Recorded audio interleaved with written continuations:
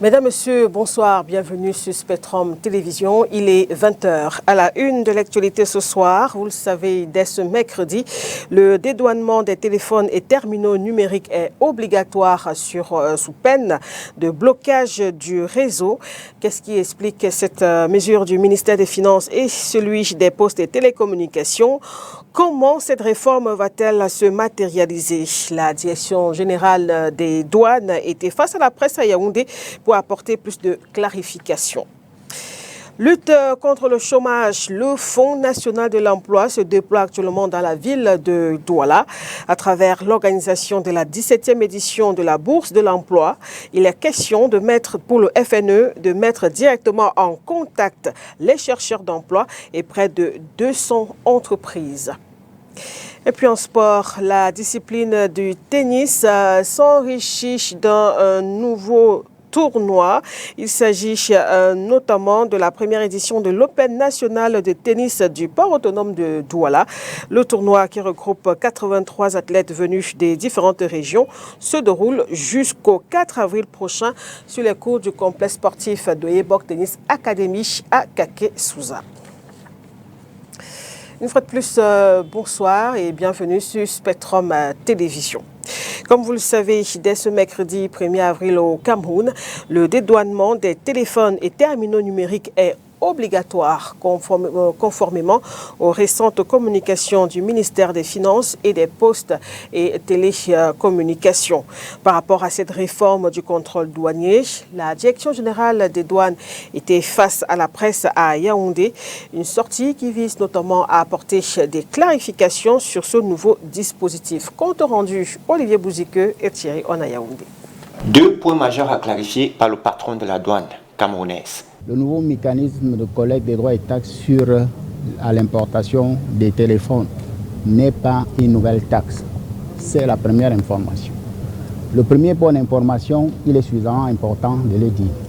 Le second point d'information, c'est d'indiquer qu'à la faveur, bien évidemment, de l'évolution qui est de la technologie, notamment de la numérisation des procédures douanières, que le nouveau mécanisme s'adapte à cette évolution pour faciliter non seulement la prise en charge des téléphones importés, mais également pour intégrer véritablement ce qui devrait être en termes de liquidation des droits et taxes.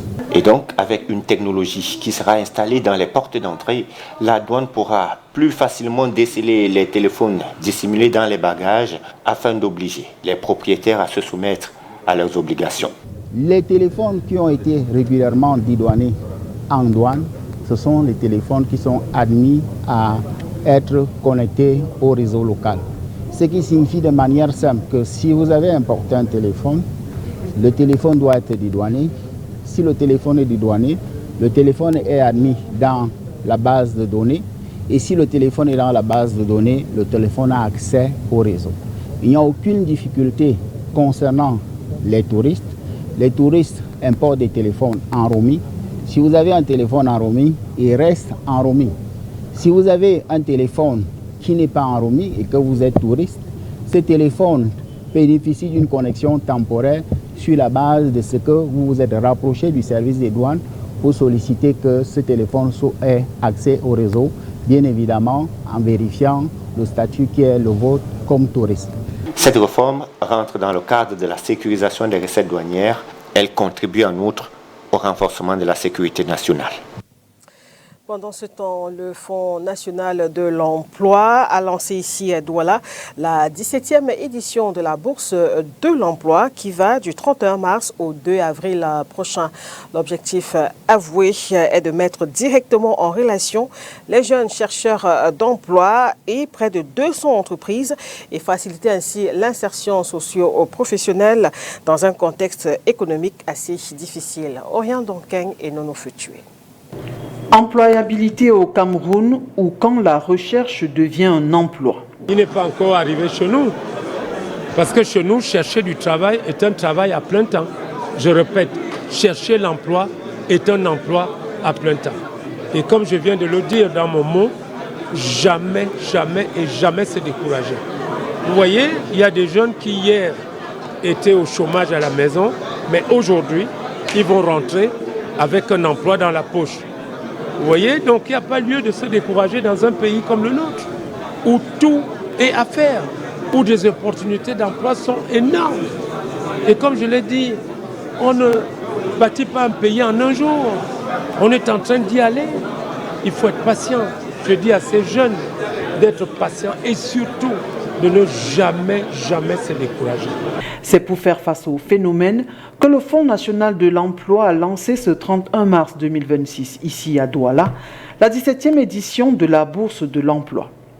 Plus de 200 entreprises sont attendues pour offrir aux participants les opportunités concrètes et des conseils pratiques pour améliorer leur capacité à trouver un emploi.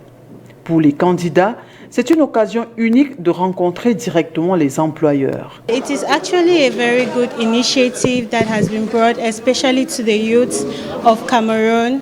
C'est véritablement une belle initiative proposée spécialement pour les jeunes Camerounais et nous étions vraiment dans l'attente.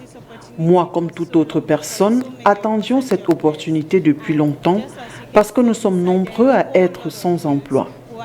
Lorsque vous regardez, tous ces jeunes dans cette salle espèrent au sortir d'ici trouver quelque chose qui pourra les aider à résoudre les problèmes du quotidien.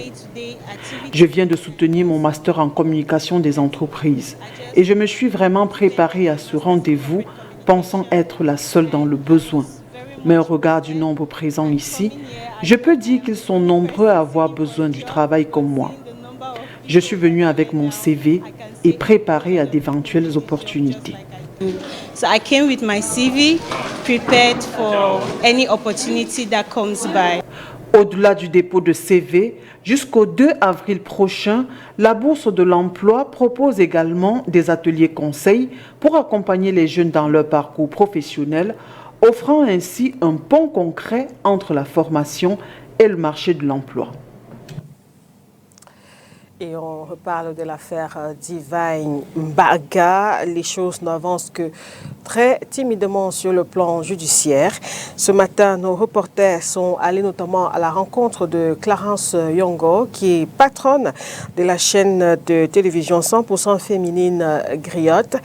C'est avec beaucoup de tristesse qu'elle évoque notamment le cas de cette petite fille de 11 ans, victime d'abus sexuels, puis assassinée dans des conditions effroyables. Léla Renganzeu, Union Futué. 19 mars 2026, le Cameroun se réveille en émoi. Le corps d'une petite fille, Divine Mbarga, est découvert présentant des traces de viol et de strangulation. L'affaire se déroule à Yaoundé, au quartier Kouaba. Une affaire que suit de bout en bout le média Griotte, chaîne de télévision 100% féminine. Ce matin à Douala, nous rencontrons Clarence Yongo, patronne de ce média, elle qui a fait de la défense des droits des femmes et des enfants un combat de tous les jours. Nous sommes le 12e jour après la découverte du corps de Divine. Lorsque j'ai discuté avec Maître Atangana hier, 31 mars 2026, ce qu'il m'a fait savoir, c'est que l'affaire est encore au commissariat du 20e à Biting et que la commissaire a demandé à être notifiée pour la transférer à la Légion de gendarmerie du centre, qui par ailleurs a également démarré des enquêtes. Et supposément, d'après tout ce qui a été dit, le présumé violeur et meurtrier de Divine est donc encore, en tout cas d'après les informations d'hier, serait encore au commissariat du 20e. Le principal suspect est un voisin, un père de famille, qui d'ailleurs aurait impliqué son propre fils pendant l'agression. Il faisait le quai. Alors ce qu'on sait de ce monsieur, c'est qu'il a 3 enfants. Il est technicien de bâtiment. Son épouse l'a quitté il y a quelque temps. Elle aurait été victime de violences, d'après ce qui nous a été dit dans le quartier. Ce qu'on sait également de ces dernières heures, c'est qu'il y a 3 familles avec 3 victimes supposées qui ont déclaré que leurs enfants également ont subi des sévices sexuels ou auraient subi des sévices sexuels de la part de ce monsieur. En tout cas, les enquêtes se poursuivent. Autre chose que l'on sait, c'est que dans le quartier, d'après ce qui est dit, c'est quelqu'un d'assez réservé, c'est quelqu'un d'assez calme, c'est quelqu'un que l'on ne voit pas beaucoup. Qu'est-ce qu'il faut rajouter d'autre? Ce qu'il faut rajouter, peut-être, c'est de savoir que le fils du monsieur, d'après les témoignages vocaux que nous avons, des documents audio, le fils du monsieur aurait fait savoir à ses camarades de classe qu'il avait appelé pour se débarrasser de la dépouille de Divine, l'enfant de 11 ans. Il aurait dit à ses camarades que si vous me trahissez, mon père va aussi vous tuer. Donc, en gros, c'est un peu l'horreur qui tourne autour de ce monsieur. Et l'avenir de cet enfant interroge désormais. Camarade de classe de Divine, que deviendra-t-il? Lui, qui à cet âge aurait déjà participé à de telles atrocités. Alors, nous sommes rendus à l'établissement scolaire vendredi et la directrice nous a fait savoir que deux parents ont déjà retiré leurs enfants de cet établissement du fait de tout ce qui se dit, mais elle ne voudrait pas que ça fasse mauvaise presse. On peut dire elle peut avoir raison de le déclarer. Et depuis qu'il y a le rendam médiatique autour de l'affaire, l'enfant de ce monsieur ne s'est pas rendu à l'école. Ça, c'est ce qui nous a été dit vendredi. Et donc, à l'heure qu'il est, où sont les autres, nous ne le savons pas. Aujourd'hui, la mobilisation autour de l'affaire Divine est nationale et internationale. Les regards sont désormais tournés vers la justice camerounaise. Attendons une sanction exemplaire. Et vous le dites si bien, et on le constate aussi, la mobilisation dans cette affaire est assez grande, que ce soit sur le plan national ou international. Tous demandent que justice soit rendue. Écoutons une fois de plus Clarence Yongo qui revient sur l'impact que pourrait justement avoir la mobilisation sur cette affaire. Elle s'exprime dans cet extrait sélectionné par Léla Renganzeu et Nono Foutué. Alors, la mobilisation des Camerounais autour de cette affaire commence à apporter des fruits. Et je peux dire que pour le moment, nous sommes mitigés, heureux d'un côté parce qu'il y a cette mobilisation, heureux également parce que, satisfait parce que il y a, début de satisfaction parce que il y a cette communication tout autour, il y a cette mobilisation des Camerounais, il y a la ministre des Affaires sociales qui a fait une déclaration assez forte. Il y a également que des activistes et des personnes de grande opinion prennent la parole là-dessus. D'ailleurs, il y en a plusieurs qui disent que la peine capitale doit revenir de façon pratique et que ceux qui ôtent la vie devraient peut-être systématiquement aussi se voir la vie ôtée pour juguler un peu ce phénomène-là. Est-ce que c'est ce qu'on doit faire ou pas? Je ne sais pas. Mais de l'autre côté, pour le moment, le dossier est encore au commissariat du 20e. Et donc, le commissariat du 20e n'aurait-il pas reçu d'autres plaintes concernant ce monsieur et peut-être n'aurait pas agi comme cela se devrait? C'est une question, c'est une hypothèse. Vraiment, ce n'est pas une affirmation. Donc, pour le moment, il y a cette forte mobilisation, mais nous ne voyons pas de célérité. Et ça, c'est inquiétant. Or, on aurait vu la célérité que cela nous aurait apaisé. Mais il n'y a pas de célérité pour le moment. Et vous avez cette tension également au sein de la famille, entre la famille du père de l'enfant et la famille de la mère de l'enfant. Vous avez cette tension qui ne vient pas nous rassurer non plus. Donc, je pense qu'il faudrait que les tensions se taisent, que l'on recherche la vérité de cette affaire, que ce monsieur reçoive une sanction exemplaire, comme la ministre l'a fait savoir, et que ce ne soit pas juste des paroles, que le gouvernement prenne des actions fortes et qu'on voit ces actions. C'est ce que nous attendons. Affaire à suivre. Et en attendant, la ville de Douala se prépare à définir le temps de quelques jours la capitale africaine de l'audiovisuel. La 4e édition du Salon international de l'audiovisuel du Cameroun, en abrégé SNAC, a été officiellement lancée hier à travers l'organisation d'une conférence de presse ici dans la cité économique.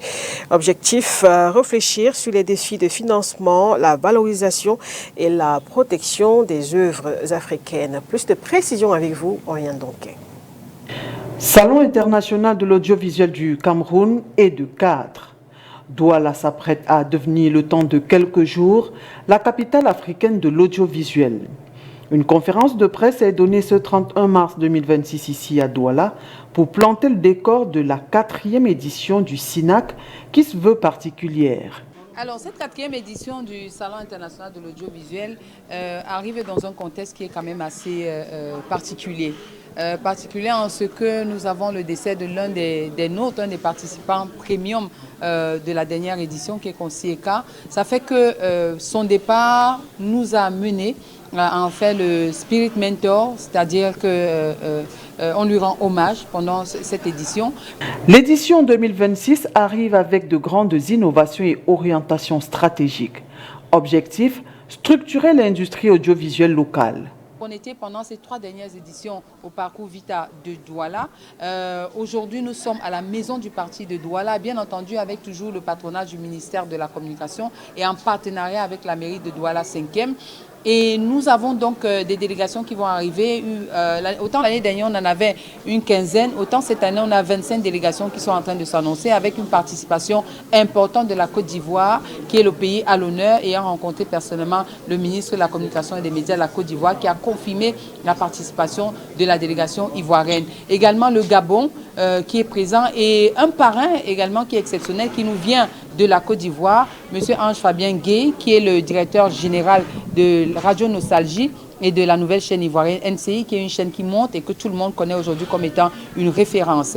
Alors, à côté de cela, on a un invité spécial qui nous vient de la Nouvelle-Zélande, Sidney Kitombo, qui est donc un Oscarisé. Il a quand même 2 Oscars et beaucoup d'autres prix, si vous vous souvenez bien, pour ceux qui le connaissent. C'est lui qui a travaillé sur les effets spéciaux de Avengers, mais également sur tout ce qui concerne les autres films, Black Panther et tout ce qu'on connaît. Le thème de cette année est « Financer, valoriser et protéger les créations audiovisuelles africaines ».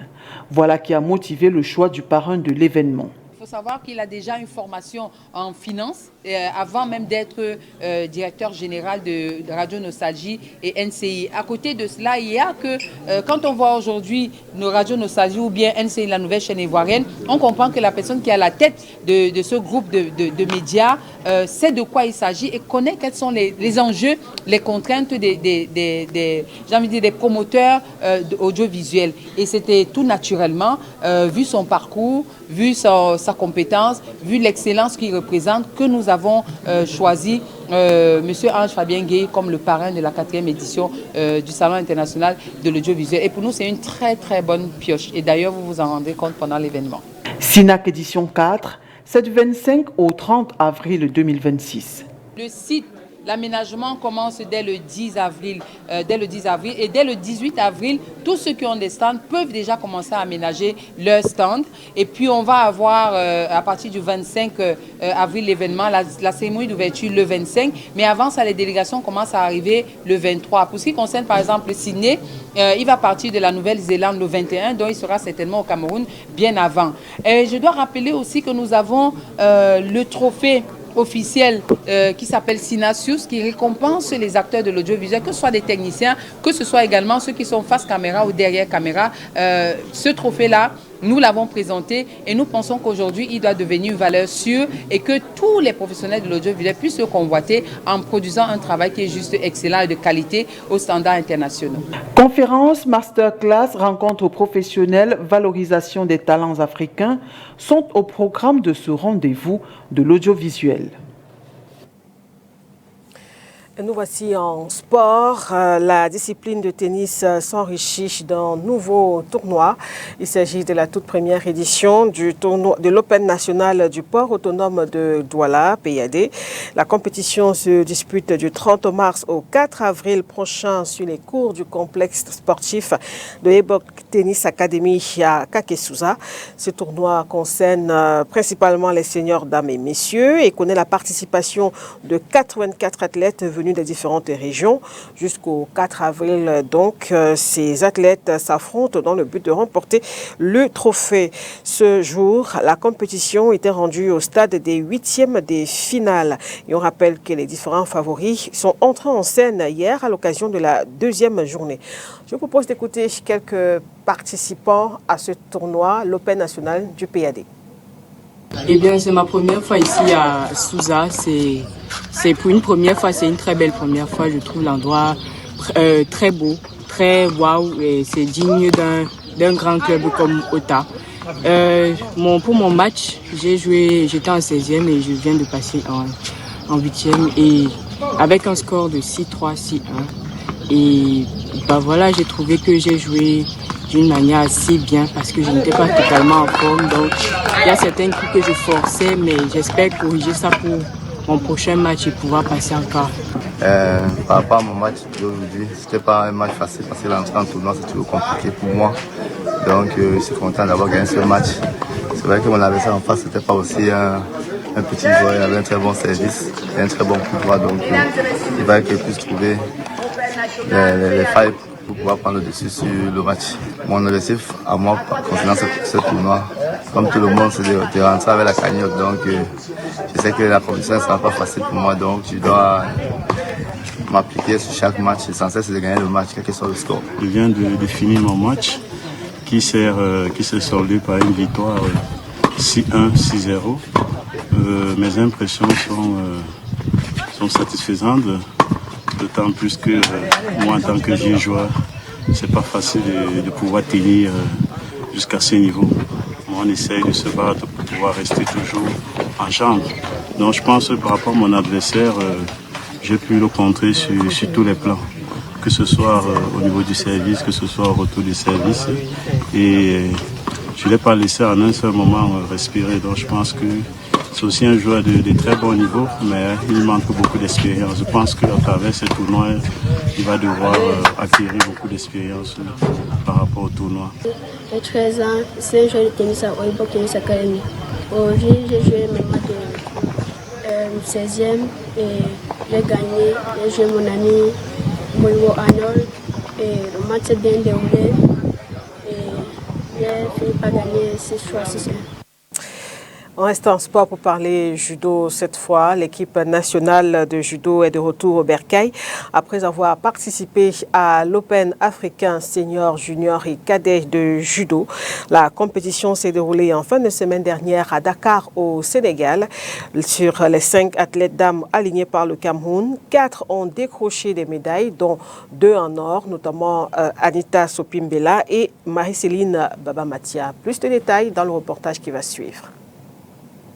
Avec 2 médailles d'or, le Cameroun termine 3e au classement général de l'Open africain senior de judo, disputé à Dakar au Sénégal du 27 au 29 mars 2026.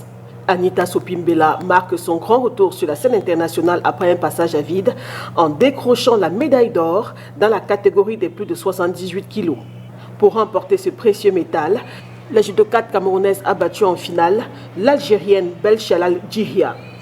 Pareil pour sa compatriote Marie-Céline Babamatia, médaillée d'or chez les moins de 52 kg dames, après sa victoire sur l'Algérienne Gebli Licia Anaïs.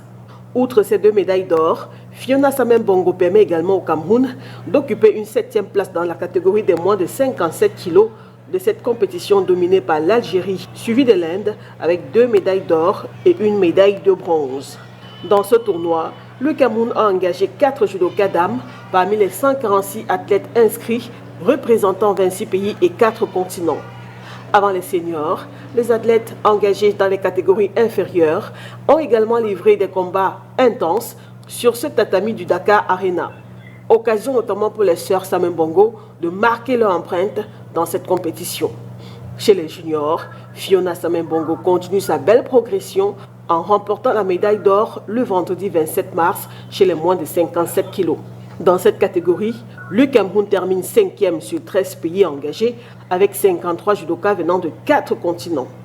Samedi 28 mars, chez les cadets, sa petite sœur Myriam Samembongo décroche la médaille d'argent chez les moins de 52 kilos. Présent à Dakar avec une délégation composée de 5 athlètes dames notamment, le Cameroun a obtenu 4 médailles au total. Après ce tournoi, la Fédération camerounaise de judo a le regard désormais tourné vers les prochains challenges, à savoir le championnat national individuel junior, senior, dames et messieurs, suivi des passages des grades prévus du 11 au 12 avril à Yaoundé.